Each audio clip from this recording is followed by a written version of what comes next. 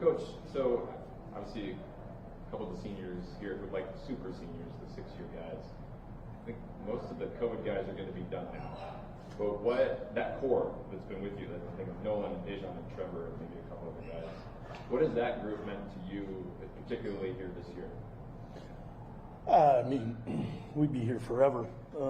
And not just that core guys in the 25 team. There's a ton that left after the 24 season. I mean, I can't imagine what their journey was like in their footsteps coming off a senior year into a freshman year of football. 3 separate practices because you had number limits, so it was offense, defense, and then rookies, just based on numbers. I mean, coaches were out there for 4.5 hours at a time, hour and a half at a clip. I mean, we tried to do what we could do with the ever-changing rules and protocols and procedures. I mean, meetings, 80% of the meetings were dominated non-football-wise because they were all updates or what we could do or what we might be doing. I can't imagine what it was like. I mean, it's all a blur. Probably for us coaches more so than it was players because they had a lot more downtime. We're still, I guess, air quote, working. So probably would have been beneficial to ask those guys, what is it like to be a freshman with, only 300 people on campus? I mean, meetings in the gym, meetings outside because there's no airflow in the gym. I just did what we had to do. So they kind of found out, I wouldn't say the hard way, the only way we knew how to do it with the resources we had and the policies put in place. But, would have never probably guessed after that fall with those guys embarking on their journey that, we've had conversations, you can be done, you don't have to be done, are you going to be done? So last year we had some 4th-year guys, some 5th-year guys, some 6th-year guys, and even some 7th-year guys. I mean, it was kind of a little bit of everything, and now we're past kind of the stage after this fall, the COVID, fall 2020 kids. Now you're kind of back to the 4th and 5th-year guys as a base, and maybe a med red at a time. But just the journey that all three of those guys have gone through. Injuries have laced all 3 of those guys throughout their careers. They all started in the same fall, and they all ended in the same fall. Those 3 guys with a ton of probably memories, good, bad, and different. But like Dejan said, just being forced to meet your teammates in a different fashion that first fall. I mean, 22 hours of the day, you're doing nothing but online school and whatever else you so choose within a number of 9 or less people. And then the next week it was 5 or less. And then, it was just, so I can't even imagine what that was like, being 18 years old, going away from home, getting excited to leave for college. But it was a different set of circumstances that we were accustomed to. So they've given us all they've had, and then some. Respect the hell out of all 3 of those guys. Anybody that's ended their journey here, I have a ton of respect for, and started being an offensive line coach. Any guy that ended their eligibility here, they got hung up on the wall. I stare at them every day, and they're in my office now. I know what they've gone through from my perspective. When I coach those guys hard. I expect a ton. The standard's high. So what better way to kind of pay my respects to those guys that they're on my wall, to be able to look at those guys day in and day out. And so I'd love to be able to put every guy up there, but you're talking 20 to 25 a year. But it's just a simple reminder that in a sense, they put up with you, you put up with them, and we put up with each other. And it's not all good, it's not all bad.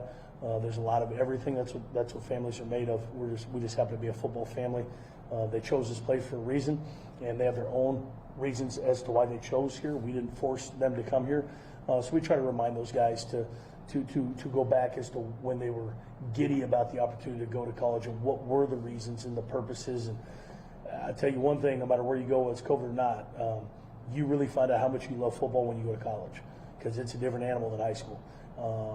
Every recruit hears it out of my voice. Everybody thinks they love football in high school. It's really, really easy in high school because usually the most talented. And all of a sudden now you're put in to a locker room with a lot of talented players. That can play some mind games in between your ears as to how much you love it, how much you're dedicating to it, how good you really want to be at it. And then you see the seniors that coached for 5 years, and you wonder why the discrepancy of you and them, and it's like, well, they were freshmen once too. So it's almost kind of just press pause and then press play when you need to, but run as fast as you want, but don't stop running. And they haven't done that. Those guys have chased everything, and there's been some highs, like Nolan said, in 2021, where some of the highs were they got a taste of the playoffs and they had a ton of success.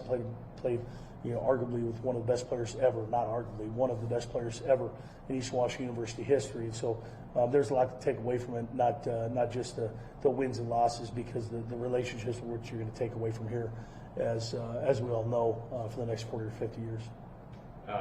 What is Nate Bell's status for this game? Do you anticipate him playing, or is it Jake again?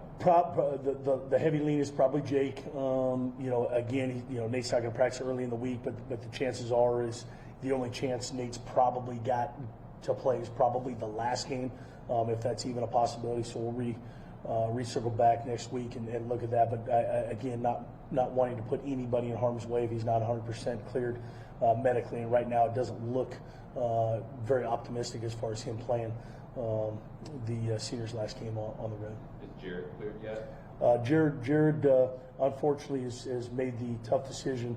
We talked about a week ago about stepping away from football due to just not feeling like he's 100%, and so he's battling. He's with his teammates. He's very communicative. It's hard as an understatement. He's one of the most competitive people I've ever been around in my life, and so it was a discussion we had and kind of came to grips with it's best for him in the future to walk away from the game he so loves, and that's hard to say. So it's the best thing. It's an unfortunate thing, but it's the right thing, even coming from as competitive kid as he is. And then last one for me, it's just very X's and O's, but it looked like you're able to throw the ball and you can run the ball a little bit more. Is that the hope, to be able to open up the running game a little bit by just having a more downfield passing game that you got against Montana? Well, I mean, trying to attack some of the deficiencies we saw in film. We were going to attack the seams, which we did a fair amount. They played a different style of defense, so it was going to be a different style of play by us. We needed to run the ball enough to keep them honest, to not throw it 75 times a game and put ourselves in that situation. So I think we did a good enough job. I mean, minus the sacks, I mean, we're probably sitting about 110, 120 yards, which isn't great, but it's good enough to be able to give us a chance, even with those sacks, being 5 yards away with an opportunity. There's a great game plan. I think there's just a different energy, knowing that we had not the first series, but the second series and beyond some success in the air. So I think energy is contagious. All of a sudden, the ball does find energy. That was one of the receiver coaches' kind of mantras, a couple of years ago. The ball will find energy. So the more energy we have, the ball will find you more. Jake stayed composed. He's so unassuming as a person, as a player. Stayed very composed, and that's kind of who he is as a person outside of the helmet as well. And I think success breeds success. So all of a sudden you had a little bit and had a little bit more, and kind of feeling ourselves a little bit. And before you know it, momentum's real in sport. And we created a little bit of momentum after being down 22-0. And a lot of the credit goes to that receiver room and the quarterback that was throwing the ball. What do you remember about your senior day? I was at Joe Alvey, Weber State. They changed their defense up during the week, going from a 4-man front to a 5-man front. So we chaotically try to piece together a game plan to attack them. Both sets of parents there. It's an emotional day. And I say it every year. The day I'm not emotional on senior day is probably the last ride for me. Just because you pour so much into these kids, and we're around these kids more than we're around our own kids. I'll say that over and over and over. Not for attaboys or that's what you should do. That's a profession we chose. It didn't choose us; we chose it. We're surrounded by supportive human beings and our families, and they recognize that. But we pour into these kids, and we remember what it was like to strap up for the last time. And there was no professional future for me, so you knew it was absolutely the last time. You were going to play in pads and do it the right way, and they were going to keep score. But everything's got to come to an end, and it gets closer, it gets more real. But when you know it's done and you know there's not a carrot dangling in the future, that you're chasing a professional dream, it's a little bit easier to know that you're going to walk into a non-NFL situation that the real world's calling before a lot of other people get opportunities to do what you weren't athletically inclined to do. So, but very special moments playing on a old school set of turf. A lot of different rules back then. It was fun, and if I remember right, we won the game. So, but it was kind of a blur. That was how memorable that was. And I was a true senior, so I was a little bit different. The guys that I came in with actually graduated 2000 after I did. So it was kind of a mixed emotion. But then I got to come back with those guys being a student assistant, finishing on my degree, coaching or attempting to try to coach. Helping out the offensive line coach, trying to secure my teaching certificate. So it was knowing that I was coming back to finish was a little bit of a plus. You had, not on the college level, but now you've had a senior day as a parent. Does that like change your perspective? You know, I selfishly I try not to regret a ton of things in life, and I'm not going to regret this one, but I got to pit my stomach still from last Friday, not seeing my son's last football game in high school. I got to see him walk in senior day. That was a big deal when we went to Weber this year. Like I said, I was blessed by our director of athletics, Tim, allowing me to stay behind and fly in the next morning. That was about as special moment as I could have. Top 10 for sure, by far. But that hurt watching it on my phone in the hotel on the verge of a huge game for us the next day, and like we spoke right before this, I mean, to have within about a 16-hour window, the two best boys lose on the last play of the game, hurts even that much more. But I look on the flip side, it's memorable as hell at the end of the day, even though the pit in the stomach kept you up till about 3 a.m. Thinking about the kid. But he had a mom squeeze him, his sister's there, so. He probably had the three people he wanted there most there anyway.